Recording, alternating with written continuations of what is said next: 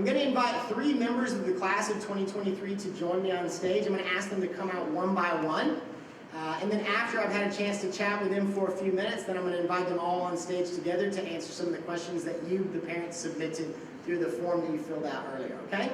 So, first, please welcome to the stage Tomasso Colombo.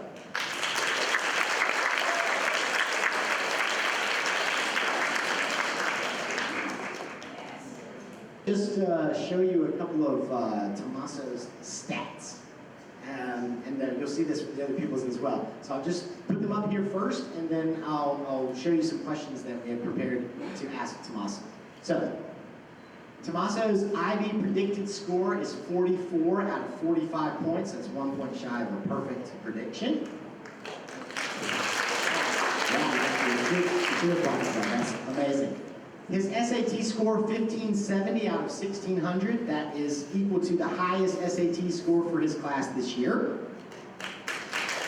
Yeah, that is also worthy of applause. His IGCSE results, 8 A stars or 9 nines. So A star or 9 are the highest score that you can get. And then 2 A's, so second highest score. So 8 and 2. That's also, I think that's also worthy of applause, but hard audience. He is the captain of our school swim team, and he was admitted to California Institute of Technology, or Caltech, as well as Cornell University, number 20, and one of these Ivy League institutions that I highlighted before. So, Tomasso, thank you for talking to us today. Congratulations on all this awesome success. Thank you, thank you. You're rock star. I got 3 questions that I wanted to ask Tomasso about, so here are the questions. First, I think everybody, if they're here, they know about swimming, or they have heard your name in connection with swimming. But I don't think anybody really knows about the process and the journey that you've had through swimming. Even me, that I've talked to as much as we have, there's a lot that I think I don't know from when you started and how it's progressed. So do you mind to tell them today just a little bit about from the start of when you were swimming to, let's say, when you start to apply, because the second question is about applying. Oh, okay. So at the very beginning, well, I started swimming when I was 5 years old, and I remember at the very beginning, I didn't actually enjoy swimming that much. I was sort of forced by my parents to go swimming every day, but that's okay. And I remember the first coach that I had, I swam with Pupil, which is the local team here in China, and I swam with Pupil. And their training was very, very hard. And I remember when I began at 5 years old, I was swimming like 1 to 2 hours every day. And back then, I actually was scared of the water. So my coach, well, the first practice, he actually pushed me underwater and dragged me in the pool. I don't have very pleasant memories of the very beginning. So, but gradually, as I matured and grew older, I started finding enjoyment in breaststroke, which is my favorite stroke right now, and also, I guess, my fastest stroke. And I began sort of, well, when I was 10 or 11 years old, I began obsessing over the stroke, and sort of, it sort of became art form to me, and I try to perfect the technique of it as much as possible, and I would go home every day and do 模仿, or imitation. I didn't say 模仿, but I would do 模仿 in front of the mirror in the bathroom every day, and I would try to perfect every part of the stroke, and sort of how my coach back then would ask me to. Sorry, I forgot to introduce my coach. So when I was 10 or 11 years old, I switched a coach in Hong Kong, and this coach sort of was really passionate about breaststroke as well, and he sort of guided me through the stroke and really made um, swimming wasn't sort of so much of a burden, but rather something that I could enjoy and do as sort of something that I want to do rather than being sort of forced by my parents. And from then on, I actually, well, enjoyed swimming and would want to go every day. And then when I came to Wellington, I was, I think, 9 years old. The coaches here were also really good, and they sort of pushed me to another level as well. I would like to thank Han Jiaolian for his extreme dedication to all the swimmers on the team, and also his sort of passion towards swimming. And he also improved my endurance and other abilities, and also allowed me to develop as a person as well. And I guess it's sort of also breaststroke that he emphasized, among other strokes, that led me to where I am today. So,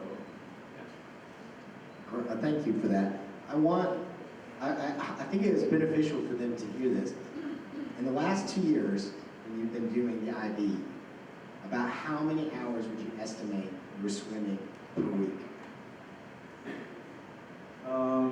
At the beginning of IB, probably two hours to maybe 3 hours and a half every day if I would go in the morning and in the afternoon.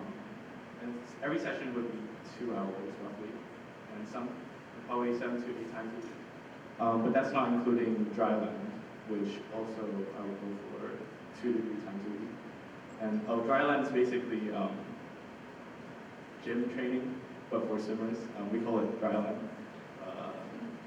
And that would take up around an hour or more.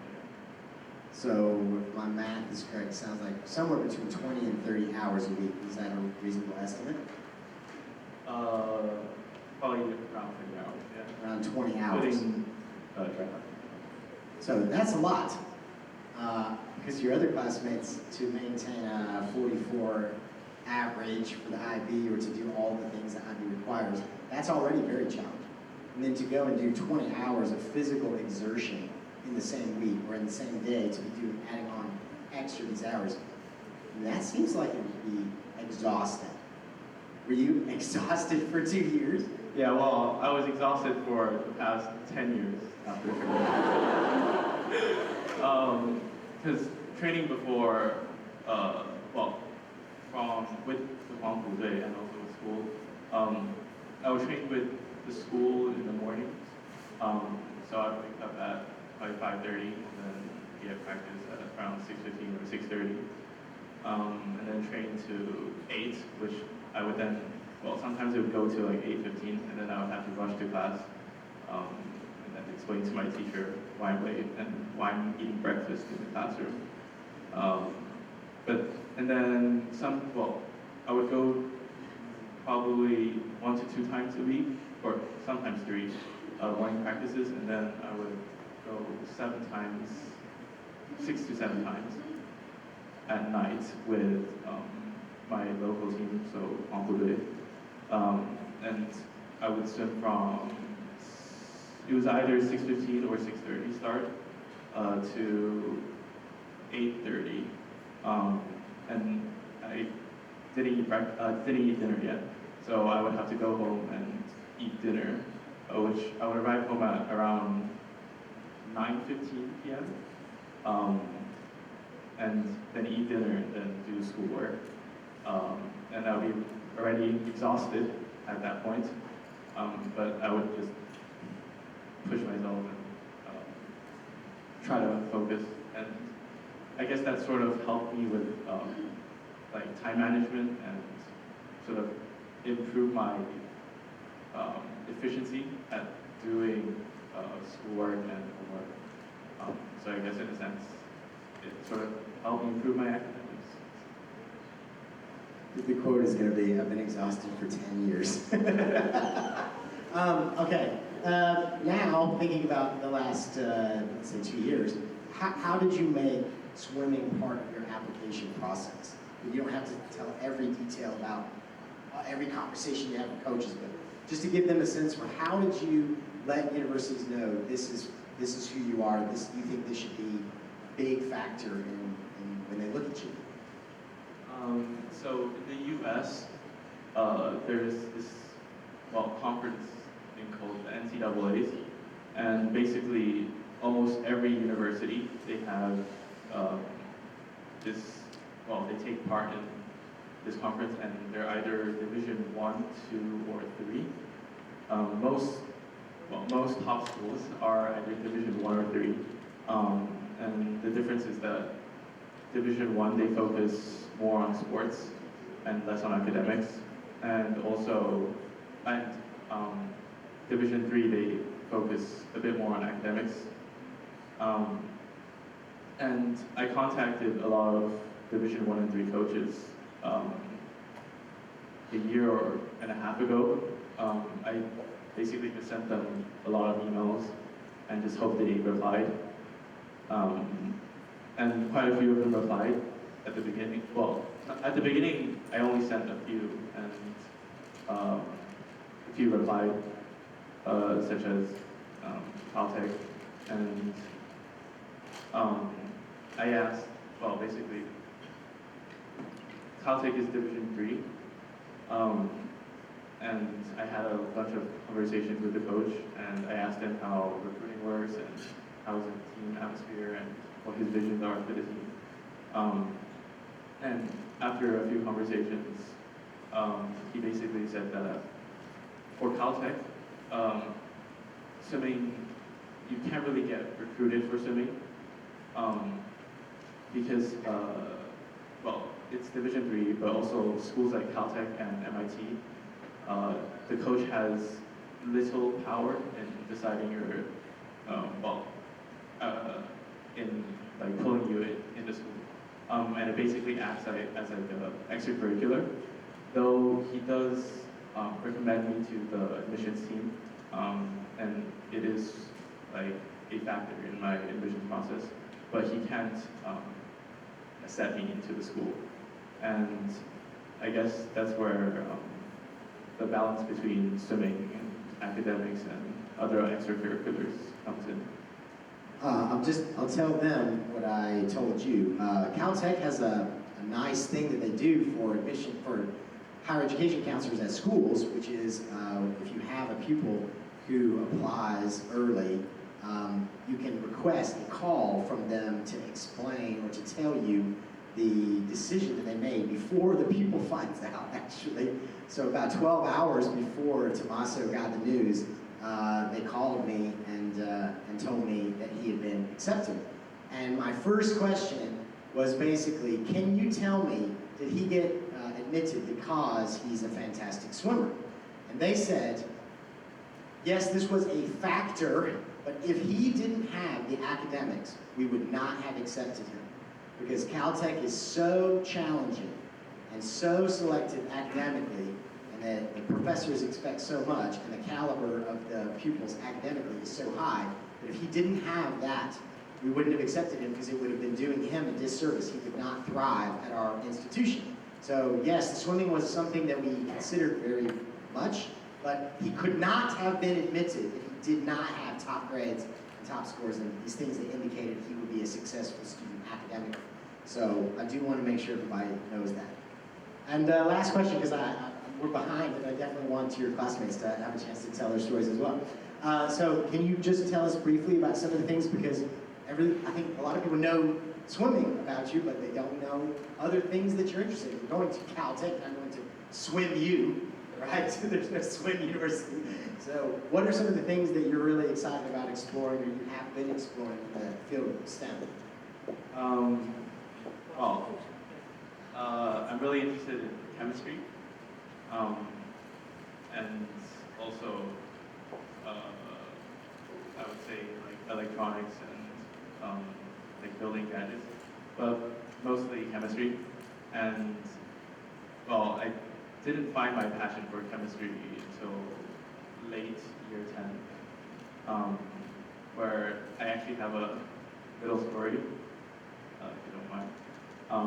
Well, basically, there in one of the last chemistry classes of that year, we were like preparing for our final exams, and during a class, I asked the teacher if carbon can make 4 bonds with 4 other elements, why can't it make 4 bonds with itself and create a C2 molecule?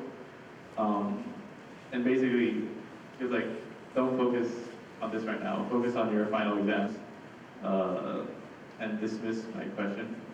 Well, he was right in that we had a important exam at the end of the year, and that sort of sparked my interest for the field of chemistry, and I began reading like different websites and also different advanced textbooks, such as Organic Chemistry by David Klein, which was my first advanced textbook that I read, and that I sort of read the first few chapters at the start of summer, and yeah, that's where it began. Can I ask you to give Tomasso a round of applause to say thank you for sharing your story?